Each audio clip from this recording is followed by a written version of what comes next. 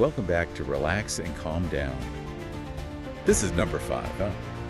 Our 5th deep dive. Wow, yeah. Time flies. Yeah. You've probably heard of Mr. Beast, maybe even seen one of his wild videos. Oh, yeah. But today we're going beyond the crazy challenges and cash giveaways Going deep. to figure out what makes this YouTube giant tick. What's fascinating about Mr. Beast, or Jimmy Donaldson as he's known off camera, Right. is that he's built this incredible empire seemingly out of thin air. Yeah. He's a young guy from a small town who, through sheer grit Wow. and an uncanny understanding of online audiences, has become arguably the biggest name on YouTube. Right. And that's exactly what we're diving into today. Exactly. How did he do it? What are the strategies behind those viral videos that rack up millions, sometimes hundreds of millions of views? We got a stack of articles, research, and even some of Mr. Beast's own insights to help us unpack this phenomenon. And what's particularly intriguing is that a lot of his success boils down to psychology. Understanding not just what makes entertaining content, but what makes people click, watch, and ultimately become loyal fans. Right. That's where my expertise comes in, and I'm excited to break it all down with you. Okay, let's rewind back to the beginning.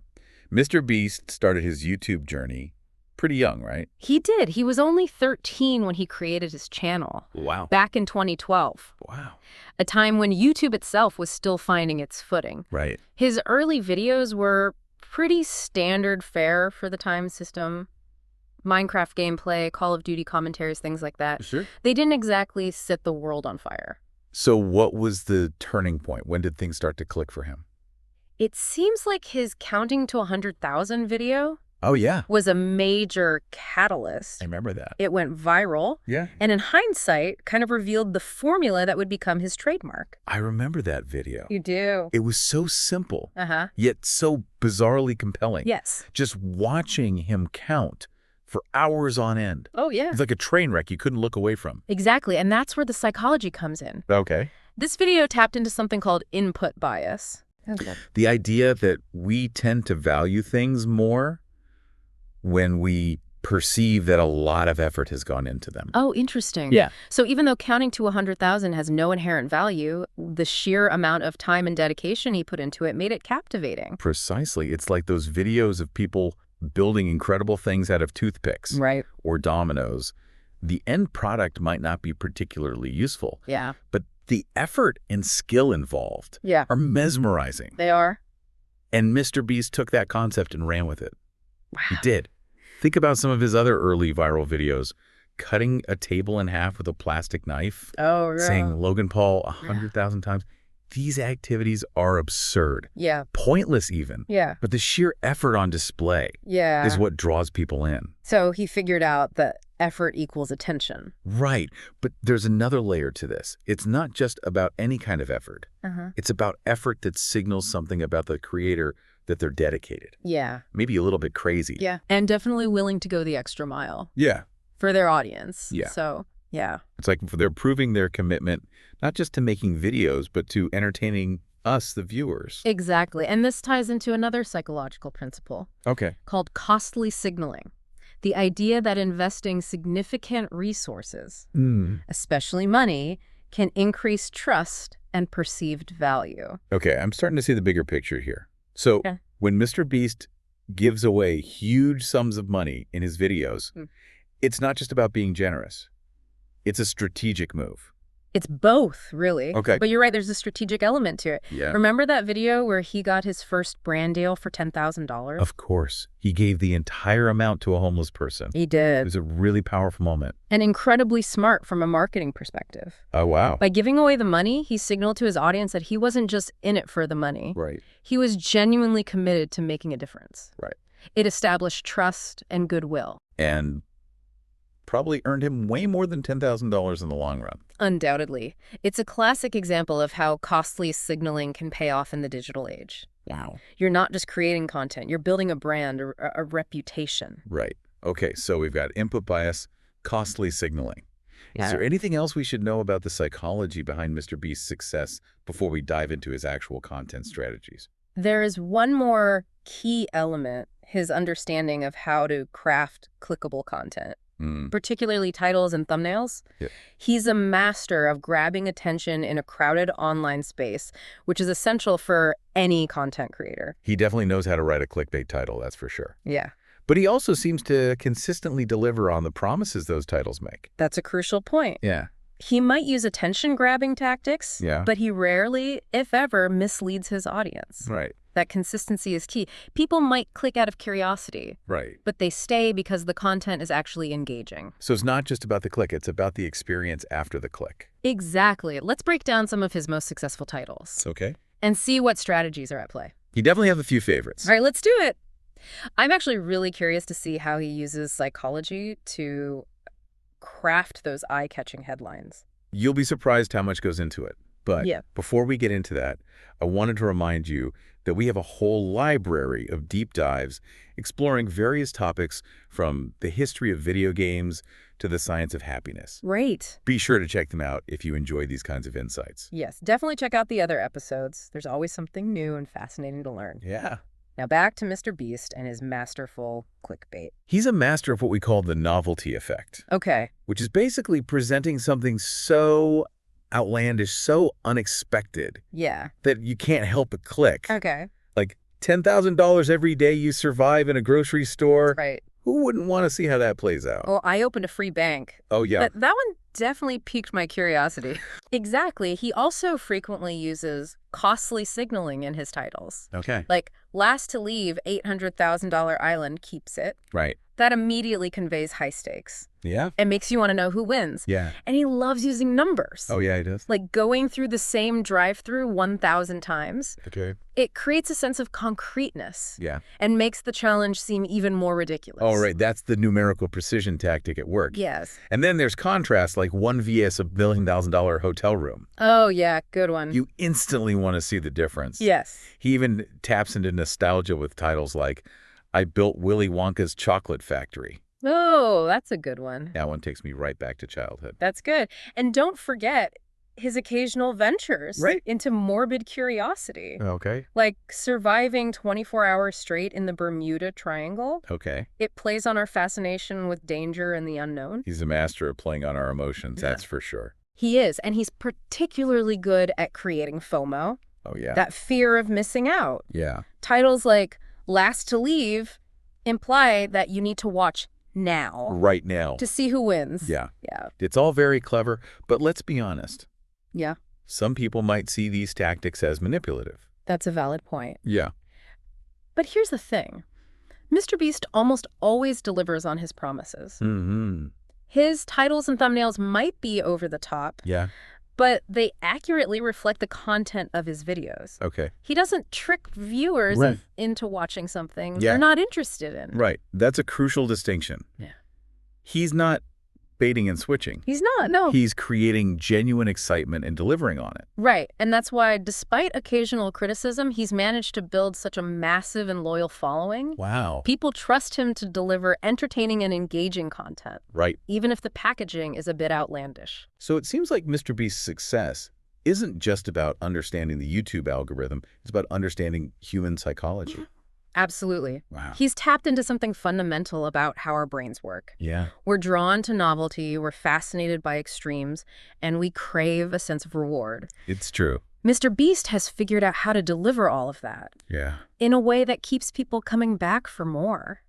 Wow, I think we've covered a lot of ground when it comes to Mr. Beast's early days and his mastery of grabbing attention. Yes. But I'm really curious to learn more about his business model. Okay. How does he actually make money from all of this? That's a great question, and one that I'm eager to dive into. Okay. He's built a surprisingly diverse and robust business empire, Right. which is another key to his success. Right. But we'll save that fascinating discussion for part 2 of our deep dive. All right, stay tuned, folks. We'll be right back after a quick break to uncover the secrets behind Mr. Beast's impressive business empire. All right, so we've established that Mr. Beast is a master of grabbing attention and keeping people hooked.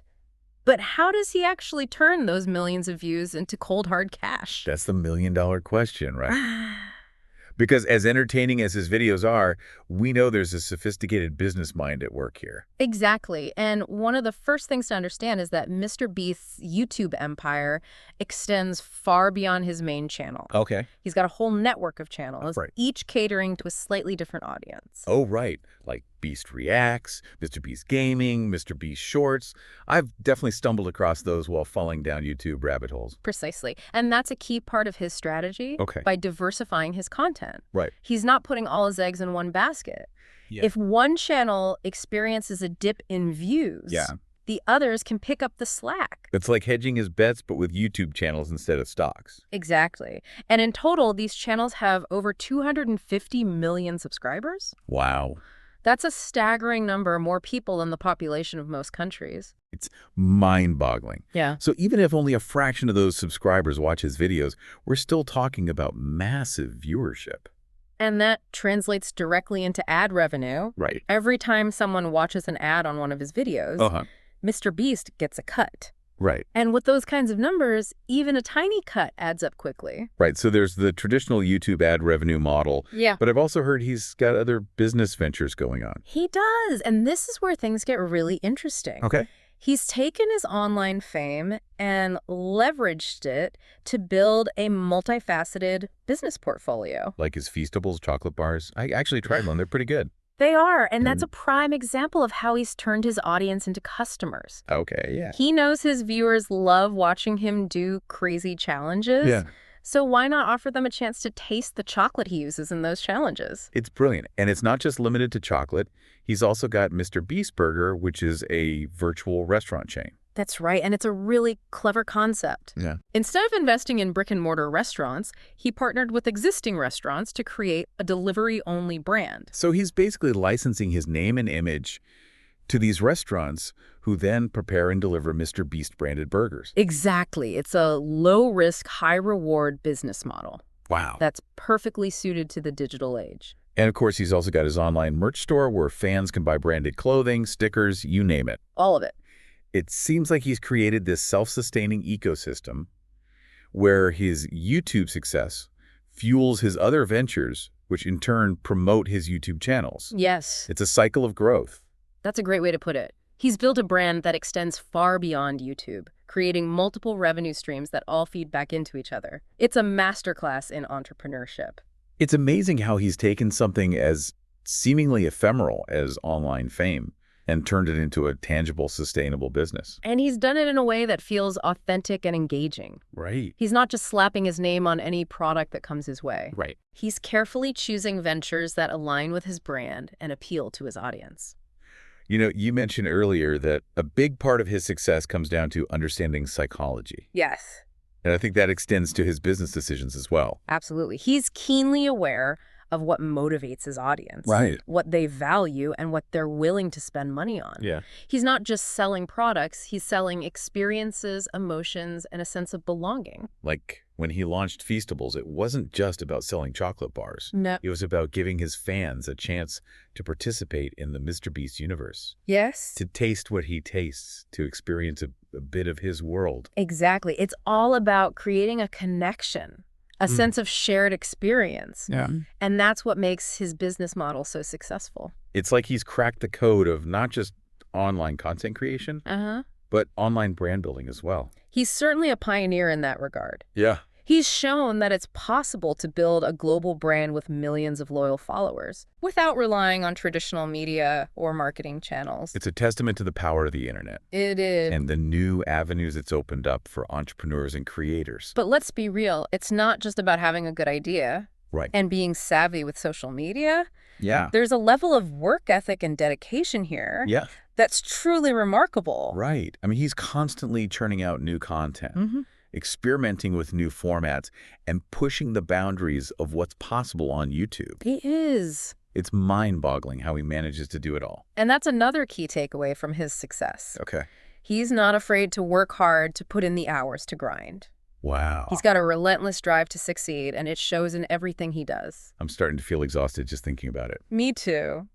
But there's also a sense of joy Right. and playfulness that permeates his work. Yeah. It's clear he genuinely enjoys what he does, and that enthusiasm is contagious. It's like he's managed to turn work into play, which is something most of us can only dream of. Right. And that's probably another secret to his success. Right. When you're passionate about what you're doing, it doesn't feel like work. Yeah. It feels like a calling. So we've covered his diverse YouTube channels, his savvy business ventures, his relentless work ethic, and his infectious enthusiasm. Is there anything else we need to understand about Mr. Beast's business model? There is one more crucial element, his philanthropy. Right. He's given away millions of dollars to charities, individuals in need, and even his own viewers. Right. And that's a big part of his appeal. He's not just hoarding his wealth. He's using it to make a positive impact on the world. Exactly. And it's not just about being altruistic. It's also a smart business move. Oh, okay. By showcasing his generosity, he strengthens his brand image, builds trust with his audience, and even attracts more viewers. It's like a virtuous cycle. His success allows him to give back, which in turn enhances his success. That's a great way to put it. It's a win-win situation for everyone involved. It's really inspiring to see someone use their platform and wealth in such a positive way. It is. And it's a reminder that success isn't just about making money. It's about making a difference. Well said. But before we dive deeper into the philanthropic side of Mr. Beast, I wanted to take a moment to remind everyone to check out our other deep dives.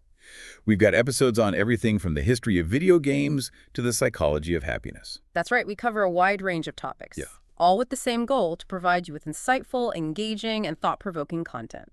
So if you're enjoying this deep dive into Mr. Beast's world, you'll definitely want to explore our other episodes. There's something for everyone. Now let's get back to our discussion.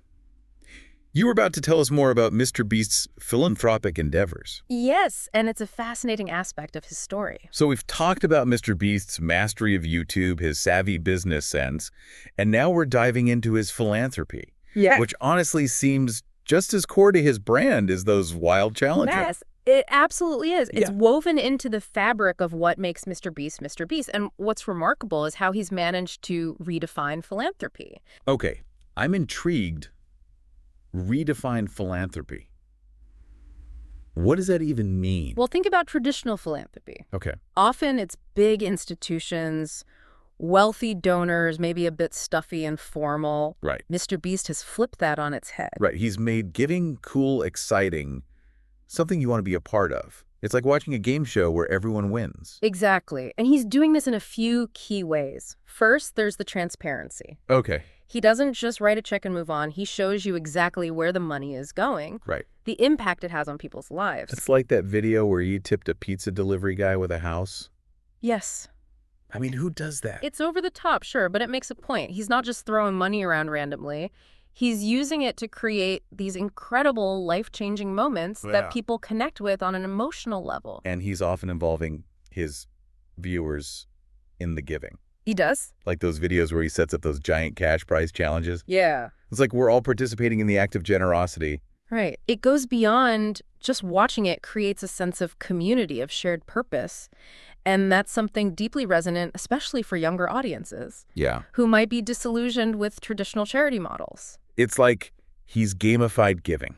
Yes. It's fun, it's engaging, and it makes you feel good about being a part of it. And that, in turn, reinforces his brand. Oh, okay. People admire him not just for his success, Right. but for how he uses that success to help others. So it's not just about optics, it's genuinely part of who he is, how he operates. Exactly. And it sets an example for other creators and influencers. Right. He's showing that you can be successful and compassionate, that those things aren't mutually exclusive. I've got to admit, it's refreshing. It's like he's using his platform to shift the narrative. Yes. To show that there's a different way to be successful in the world. And it's resonating. He's inspired countless others to give back, to think about how they can use their own resources, even if they're limited, to make a positive impact. He's like the anti-Scrooge, spreading generosity and good vibes wherever he goes. Well said. Yeah. And it's having a ripple effect. It's normalizing generosity, making it something to aspire to, not just something for the super rich. So we've gone from input bias and clickbait titles to a whole new model of philanthropy. We have. It's amazing how much ground we've covered just by looking at Mr. Beast's career. It's a testament to how multifaceted he is. He's a content creator, an entrepreneur, a philanthropist, and in many ways, a cultural phenomenon. He's definitely a force to be reckoned with. Yeah. But before we wrap up this deep dive, there's one more aspect we need to address, And it's a bit more somber than everything else we've discussed. You're talking about the recent controversy surrounding Mr. Beast and his team. Yes, the allegations of a toxic work environment and inappropriate behavior. Right. It's something we can't ignore, even if it casts a shadow over everything else we've talked about. Right. And it's important to acknowledge these allegations and the seriousness of them. Yeah. It's a reminder that even those who present a positive public image can be flawed, and that power dynamics can sometimes be abused. It's a stark contrast to the generosity and lightheartedness that we associate with Mr. Beast's content. It is, and it underscores the fact that online personas don't always reflect the full picture. Right. It's a cautionary tale about not idolizing individuals and about the importance of critical thinking, even when we're presented with seemingly flawless narratives. It also highlights the importance of accountability, Yes, especially for those with large platforms and influence. absolutely. With great power comes great responsibility, and how Mr. Beast chooses to address these allegations will likely have a significant impact on his legacy. It's a situation that's still unfolding, and one that we'll continue to follow closely. We will. But for now, it feels important to acknowledge the complexities and contradictions that exist even within the most seemingly straightforward success stories. Well said. And it's a reminder that we should approach all information, especially online, with a critical eye and a healthy dose of skepticism. So after this deep dive, what are some key takeaways our listeners can glean from Mr. Beast's journey, both the positive and the more challenging aspects? That's a great question. I think first and foremost, it's a reminder that success can take many forms. Oh, yeah. Mr. Beast has found success not just through views and subscribers, but through genuine engagement with his audience, creative business ventures, and a commitment to giving back. It's like he's found a way to turn passion into profit, and then use that profit to fuel even more passion projects. Exactly. And that's something we can all aspire to, regardless of our field or career path. Find something you're genuinely excited about and figure out how to turn that excitement into something tangible, something that can make a positive impact on the world. And don't be afraid to experiment, to try new things, to push boundaries. Mr. Beast's success is built on a foundation of constant innovation and a willingness to take risks. Right, and remember, success isn't always linear. There will be setbacks, challenges, maybe even controversies along the way. It's how you respond to those challenges that truly defines your character and your legacy. So I think that's a great note to end on. A blend of inspiration, caution, and a reminder that even in the world of viral videos and million-dollar giveaways, there's always more to the story than meets the eye. Well said. And who knows, maybe one of our listeners will be inspired to create the next big thing, the next evolution of online content and entrepreneurship. That would be amazing. But even if they don't achieve global fame, they can still use these insights to create meaningful work that resonates with people and makes a positive impact. And that's ultimately what matters. Thank you so much for joining us on this deep dive into the world of Mr. Beast. We hope you found it insightful, thought-provoking, and maybe even a little bit inspiring. And don't forget to check out our other deep dives. There's always something new to explore. Always. Thanks for listening.